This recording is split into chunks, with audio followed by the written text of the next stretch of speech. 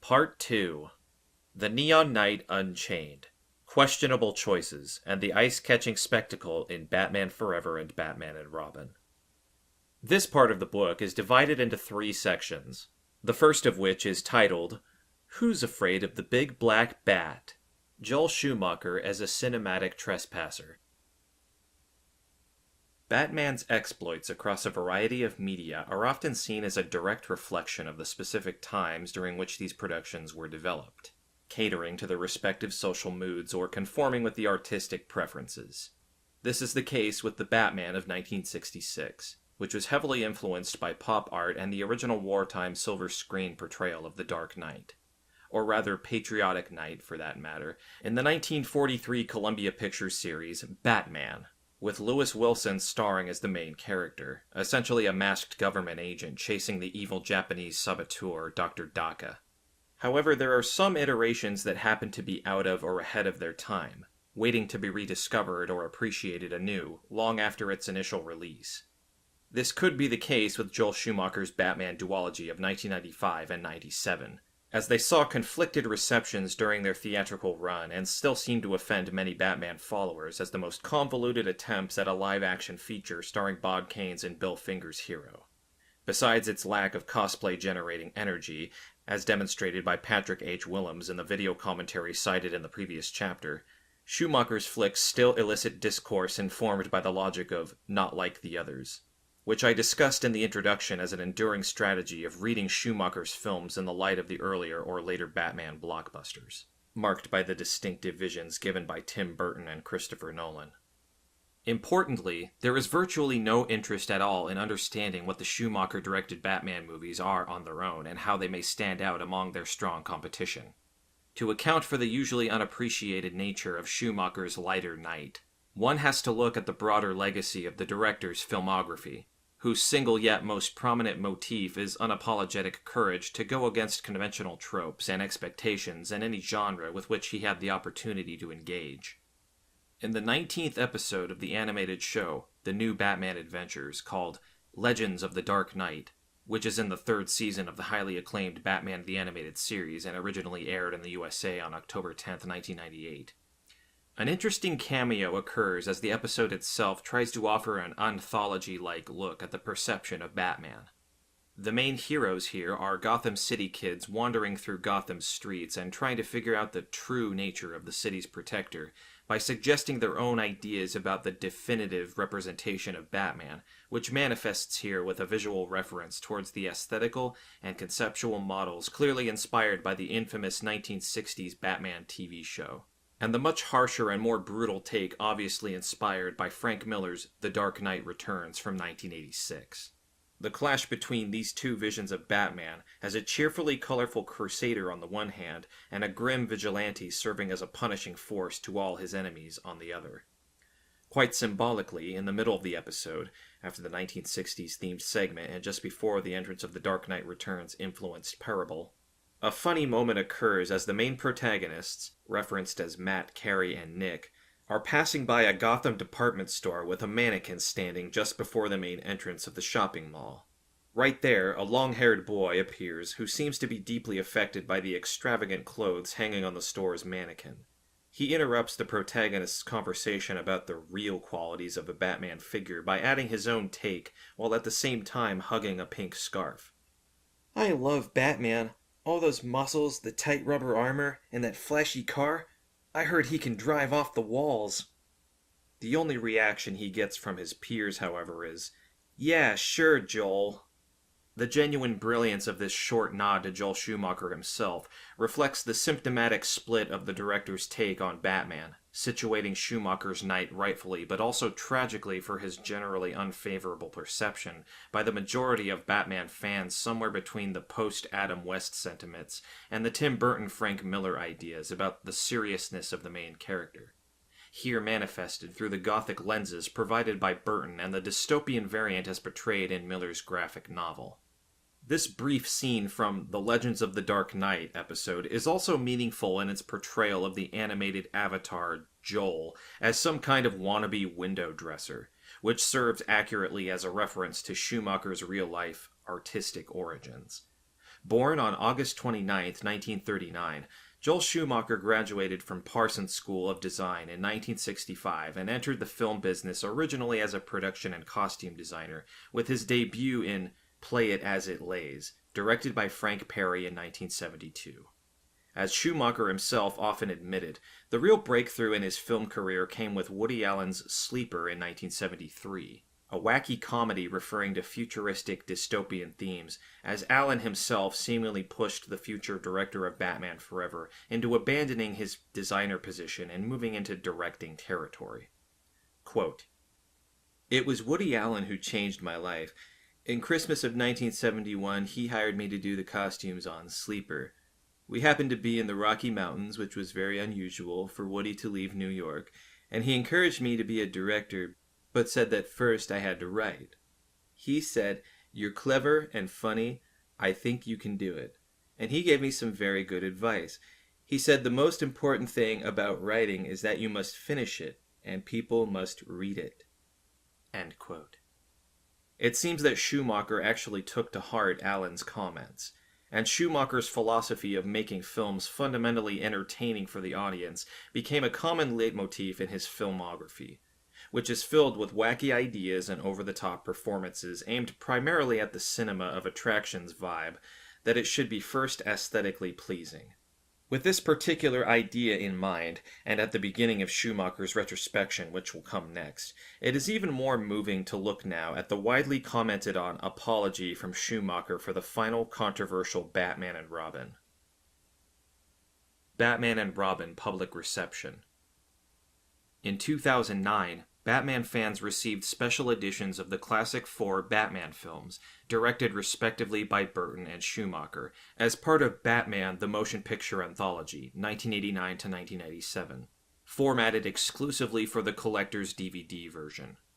One of the main highlights of these newly re-edited discs was an impressive number of special features and bonus material documenting behind the scenes of the 4 films. The main highlight of each film was a newly produced line of documentary features titled Shadows of the Bat, with specific episodes called Reinventing a Hero for Batman Forever and Batman Unbound for Batman and Robin, with the latter finishing with Schumacher's aforementioned humble and sincere statement. If there's anybody watching this that, let's say, loved Batman Forever and went into Batman and Robin with great anticipation, if I disappointed them in any way, then I really want to apologize, because it wasn't my intention. My intention was just to entertain them. The most euphemistic way to describe Joel Schumacher's movies would be to say that his filmography is full of unconventional features. Despite some generally praised productions, such as The Lost Boys, Falling Down, A Time to Kill, Tigerland, and Phone Booth, it would be difficult to say that his movies were crowd pleasers, since most provoked somewhat concerned reactions from the critics and audiences alike. Aside from those few exceptions, it is difficult to name a Schumacher film that deserves to be called the director's high point, one that would represent the quintessential Schumacher film, whatever this may actually mean.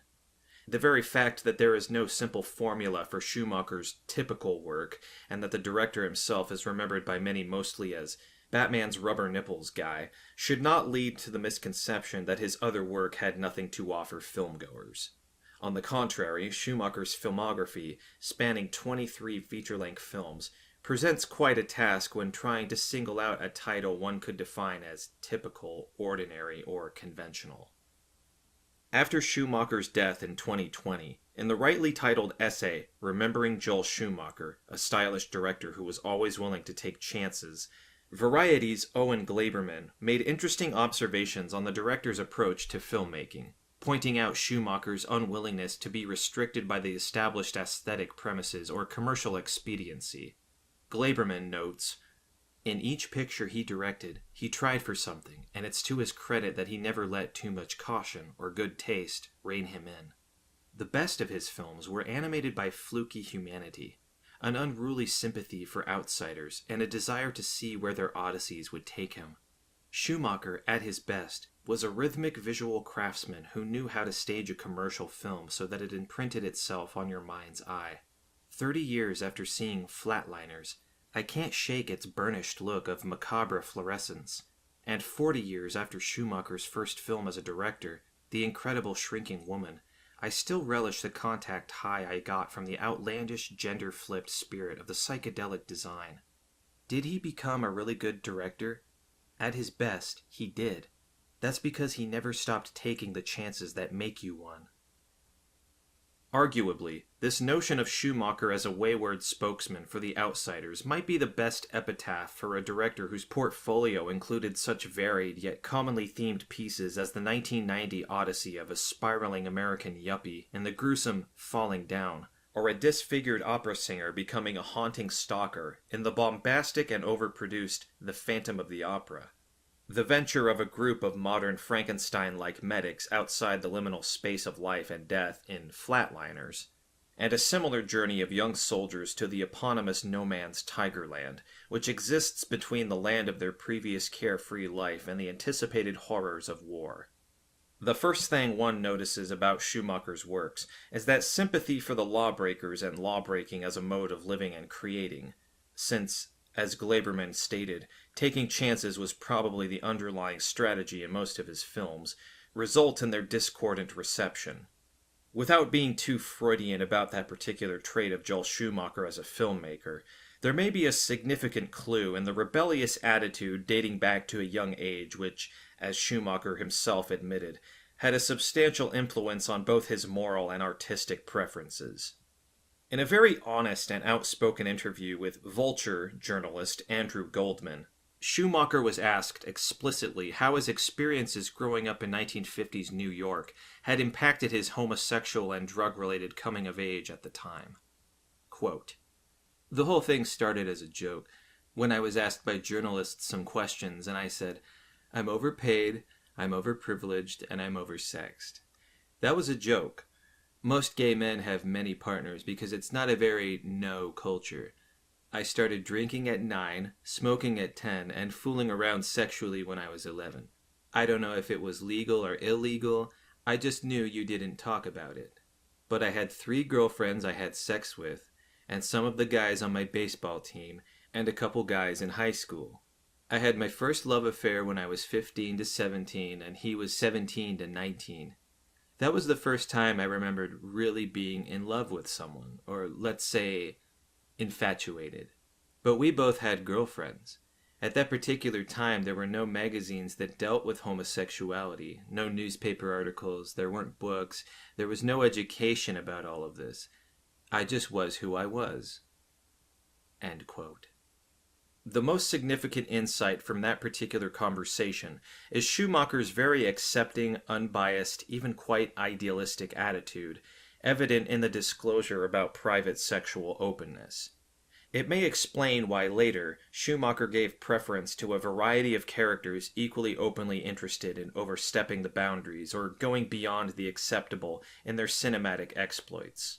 This non-schematic and non-labeling artistic strategy was actually noted by the director himself in a conversation with Matthew Hayes of Advocate. The latter recalled, quote, "I bluntly asked Schumacher why he avoided being called gay. He shot back without pause. I'm a big opponent of labels. African-American judge, Jewish vice presidential candidate, lesbian congresswoman, transgendered military officer, whatever. I don't recall anyone referring to Bill Clinton as our Caucasian heterosexual WASP male ex-president. In other words, he's normal and everyone with a label isn't." This perfectly tallies with the aforementioned difficulty in defining Schumacher's films and themes in terms of the strict conventions of standard filmmaking.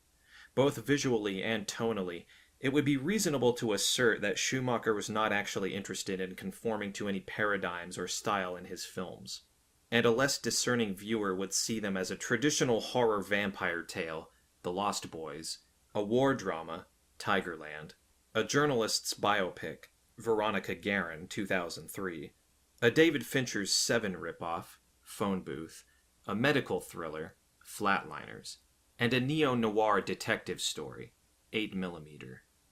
However, what might define the Schumacher style of directing is the unexpected or even largely unwelcome twist with which Schumacher invested almost all of his creations, subverting expectations when that unpredictable ingredient was added to the final on-screen mix. Far from being a genre-specific cinematic purist, Joel Schumacher espoused a different artistic agenda which made him a radical cinematic rule-breaker. One who took a pleasure in going against whatever others might have anticipated, for the sake of the heroes and characters that likewise transgressed against the narrative and stock characteristics. The impact of the autobiographical element on Schumacher's work was also recognized by Tegan O'Neill, whose analysis of the various incarnations of Batman included Joel Schumacher's take on the character. In O'Neill's opinion, quote, "It would be very difficult to argue Schumacher would have been unaware, on any level, of what he was doing when he made Batman and Robin. He knew camp, he knew arch, he knew gay history, both comic and tragic. He certainly understood queer subtext." End quote. A queer reading of Schumacher's films may offer yet another relevant perspective in which the transgressive aspect of his features actually works, consciously challenging the attitudes towards his narratives through their shared striving to subvert the norm with visual or tonal extremity. Considering the typically masculine genres with which Schumacher was working, a vampire story, a war story, or a superhero story in the case of Batman, the queer trope reveals an interesting aspect, a deliberate attempt at undermining heteronormativity. Whether it was the sexual characteristics of the protagonist or the overall status of a particular genre, which may possess its own sexuality, reflected in the generally presumed nature of the story's resolution or in the gender roles assigned to individual characters. As such, it is not difficult to conceive that Schumacher's films overtly queered Hollywood patterns from the inside, since much of his work were tales that undercut heteronormativity and sought to challenge the norm outlined at the beginning of each feature. A typical structure of a Schumacher tale would start with the acceptable, or even palpably dull mundanity or predefined model which, as the film unfolded, pushed the initial normality further and further into the extreme.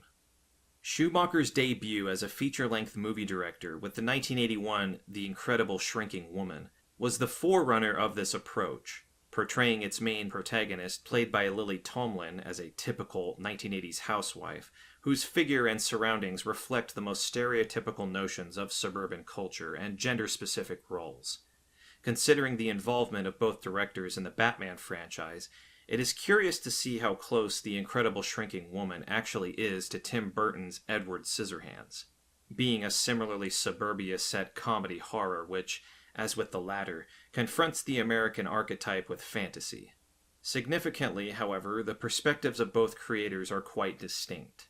In Burton's Gothic fairy tale, it is the protagonist who comes from the abnormal realm, whereas in the Schumacher story, the inconspicuous Pat Kramer becomes the heroine, and whose exposure to chemicals reveals to her a new facet of the household, an aberration in a normal setting. The obstacles that the shrinking Pat Kramer has to deal with multiply in the course of the film, with more and more absurd and extreme consequences of the shrinking process, the ultimate complication involving a secret evil organization who plot to cause humankind's shrinking crisis. Schumacher's debut is actually a fairly open criticism of worldwide corporations, as the scheme of the film's antagonists is well summarized by Pat Kramer herself when she says that the cabal controlling global material addiction needs to make the everyday consumers smaller to feel bigger again. Still, the film itself definitely offers a preliminary statement that would resonate in later Schumacher's endeavors, since it engages in this trespassive process, quite literally mixing suburban drama with ridiculous science fiction and spy thriller, and adding a substantial secondary character in the finale, in which a highly intelligent gorilla becomes Kramer's last ally. All this yields a genre-unspecific feature which starts with a pastel setting and concludes with the heroine discovering her new, growing abilities. Also, The Incredible Shrinking Woman somewhat surreptitiously pursues a queering narrative, with the ostensibly unheroic housewife in the very center of a sci-fi thriller-like story, and evident demasculinization of Pat Kramer's poor husband, whose portrayal is dominated by two main characteristics. He is a passive and obedient inferior employee in a company that wants to profit from Pat's current state, as well as a disappointed and resentful lover compelled to sexual abstinence caused by his wife's shrinking. The Incredible Shrinking Woman may be interpreted as an initial exercise for Schumacher's subsequent transgressive experiments. Its echoes reverberate throughout the director's filmography, as the invariable trope of his work is clashing the norm with the extreme in a deliberately amplified visual package. Schumacher's opus magnum is the opinion of most cinemagoers. Falling Down is also somewhat a trespassive story, as the journey of the main character, Bill, played by Michael Douglas, begins in the most typical American setting, in a vehicle traffic jam, only to continue on an invariably deviant route through America's landscapes to reach the house of his ex-wife for his daughter's birthday. Once again, Schumacher serves his own twist in Bill's tale. On the one hand, he is a determined father, ready to stand up to vicious city gangs and a maniacal neo-fascist in his own lair, while at the same time his original social status declines as he loses his existing family connections, has to move in with his mother, and gets fired from his job. Falling Down is replete with meaningful scenes reflecting the upside-down version of a real-life Myoma and yuppie in one, who violates the social spaces where this kind of American man's failure is unwelcome, building increasingly acute contrasts between Bill and places of circumstances on his way. In one of the most in-your-face sequences, Bill trespasses on an exclusive golf club and, after a brief quarrel with its wealthy members, he shoots a golf cart, causing one of them to have a heart attack. Ultimately, however, Bill is yet another pitiable, unmanly hero rather than an actual menace, as Schumacher deals the unfortunate soul the final blow in the closing duel with a police officer. The about-to-retire detective, played by Robert Duvall, shoots Bill without knowing that the latter is armed with no more than a toy pistol in his pocket. Schumacher's interest in trespassing, understood as both actual venture into unprecedented spaces and or dealing with a rejected or obscure moral and aesthetic domain, is apparent in virtually all his works, including the more escapist narratives such as The Lost Boys, in which a gang of rock and roll vampires invade a small conservative community to culminate in a Goonies-like finale, with juvenile vampire hunters brutally disposing of the bloodsuckers as red splatters profusely throughout. In his more subtle pieces, like Flatliners, 8mm, Veronica Guerin, and Phone Booth, the audience is once again confronted with boundary-crossing tales, including medical students' experiments with NDEs to define the nature of human passing, the journey of a private detective and a devoted husband and father into the world of hardcore pornography, a young journalist's crusade to explore Ireland's drug underworld, and a rephrased concept from the cult Seven by David Fincher, in which a social vigilante traps a publicist in a phone booth call and unravels his private life by forcing him to confess his sins for all to hear. In a curious coincidence, the last cinema feature directed by Schumacher starring Nicole Kidman and Nicolas Cage as rich owners of a luxury mansion attacked by a group of thieves is called Trespass, as if Schumacher himself wished to convey the core meaning of his films, in which the aesthetic assumptions of the audience and the foundations of fictional existence of the protagonists were both taken hostage. Looking for the definitive emanation of Schumacher's artistic transgression, one would have to consider his Batman, or the one other work which qualifies as evident and generally acclaimed act of Schumacherism in film, the 2000 film Tigerland. For many reasons, that peculiar take on the Vietnam War is a trademark in his cinematic storytelling, bringing together all the vital themes and character types that Schumacher was clearly fond of. First of all, the eponymous hero of the story, the so-called Tigerland territory, is a liminal space in itself, the last site between homeland bases and the unknown ground of the Vietnam conflict. Tigerland is supposed to offer real-life combat experience, with the recruits having to face the actual conditions of brutal and nonsensical warfare, a curious simulation, and simultaneously another area where a direct act of trespassing takes place, as the soldier novices are the intruders who enter savage wilderness to fight an undefined foe. Schumacher's take on the American forces in the context of the Vietnam War derives from the character's perennial interest in exploring the act of violating predefined areas, whereby a group of heroes face utterly new circumstances outside their previous experiences or expectations.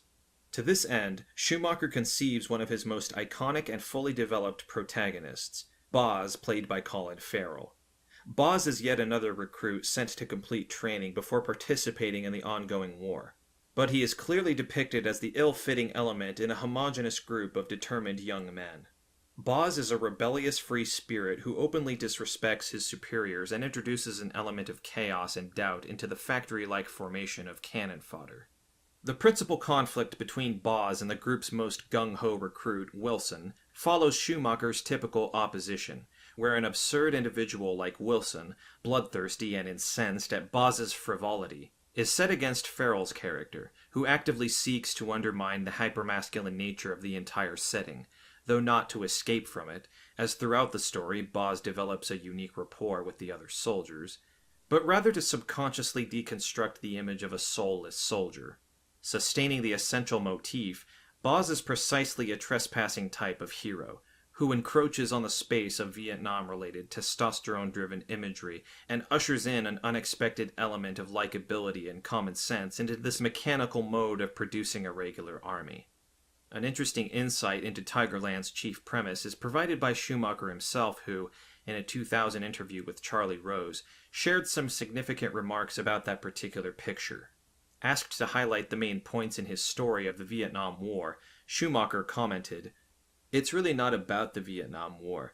It looms like Darth Vader somewhere out there. I wanted the audience to know what it would be like to be a teenager, yanked by the draft, out of a basic Judeo-Christian society where their church, their synagogue, their school, their parents, their life has been, be a gentleman, don't be violent, be a nice guy. Yanked out of that. Now become an unquestioning mass murderer in 8 weeks. It's about a reluctant hero. What you see in this young man is he has no desire to do the right thing or be a hero, and he does it angrily despite himself." Later on during this conversation, Schumacher readily sees a figure reminiscent of himself in Colin Farrell's Boz, a stubborn individual who does not take anything for granted and has the courage to talk back or disobey the authorities if he feels it is right.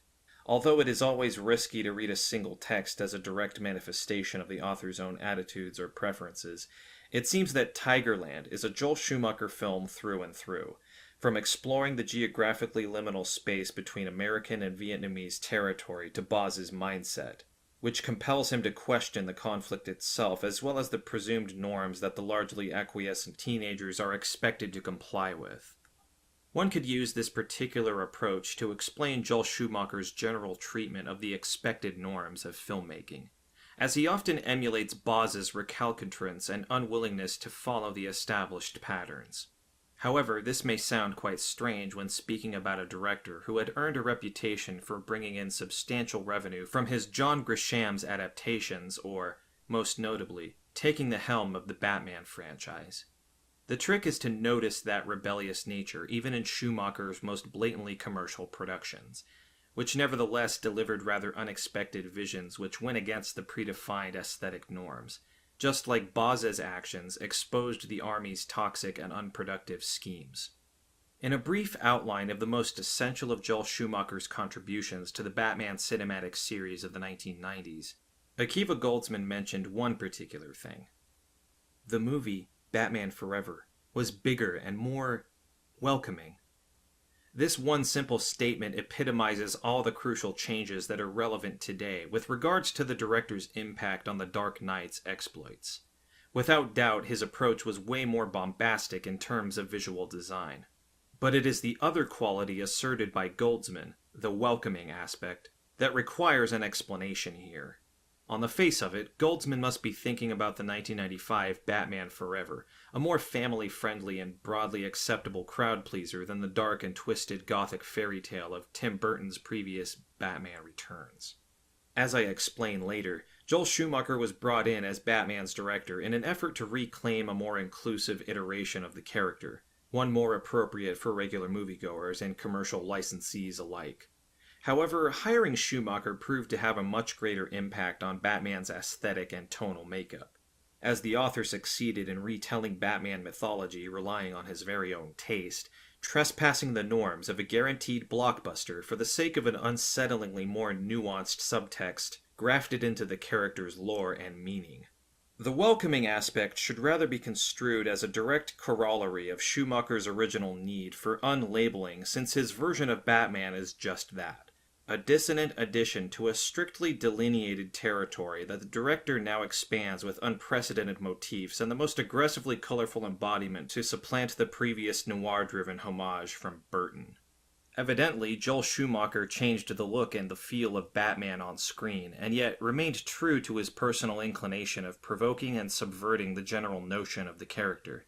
The visual nature of Batman Forever and Batman and Robin demonstrates it abundantly, as Schumacher took the graphicness of the heroic exploits into the most absurd and most visually extreme territories that Batman had ever seen.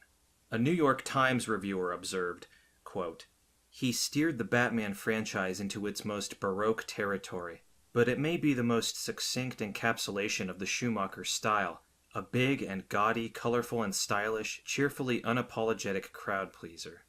End quote. For his part, Schumacher would probably not mind calling himself a skillful craftsman rather than a sophisticated artist. Charlie Rose recalls Schumacher say in one of their many conversations, quote, "You said at one point that you know it is very hard to believe you have a calling and then realize you're not gifted." Which quite sufficiently attests to Schumacher's honesty in seeing himself, as he put it, as a provider of the artistic equivalent of fast food. Quote, "There's a menu out there. The great thing about film is that there are Big Macs, and there are little Polish restaurants, there's Thai food, and you know they don't all have to be compared to one another. Sometimes a great Big Mac is just wonderful, and I think that we lose sight of that sometimes." End quote. Probably the most unexpected thing about this Big Mac filmmaking is that despite Schumacher's own seemingly modest intentions, his fast food menu did feature a unique dish of his disconcerting and offbeat view of the world around him, of which his Batman films are the most notorious. Considering that in his pursuit to undarken the Dark Knight, the director sought to please the audience, one may paraphrase the iconic final statement made by Matthew McConaughey's character in the second successful adaptation of Grisham's court drama in Schumacher's A Time to Kill, 1996.